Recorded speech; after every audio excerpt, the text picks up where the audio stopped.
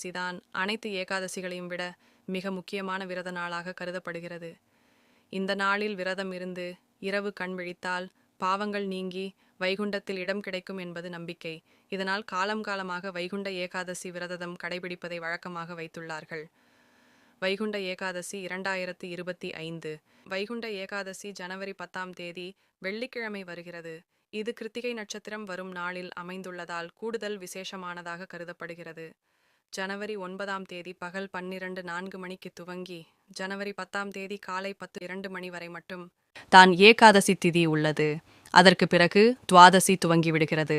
இதனால் இரண்டில் எந்த நாளை வைகுண்ட ஏகாதசி தினமாக கணக்கில் எடுத்துக்கொள்ள வேண்டும் என்ற குழப்பம் பலருக்கும் ஏற்பட்டுள்ளது.